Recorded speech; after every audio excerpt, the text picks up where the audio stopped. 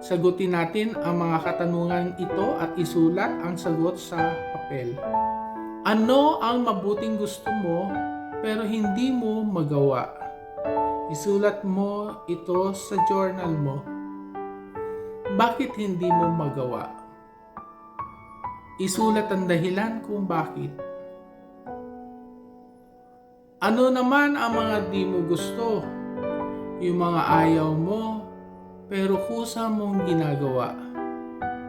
Bakit mo naman ginagawa kung alam mong masama? Isulat din, hindi kailangang ibahagi, pero kung disturbed ka at kailangan mo ng kausap, narito ako at lagi handang makinig at alalayan kayo sa pagninilay ninyo. Tumawag lamang sa akin.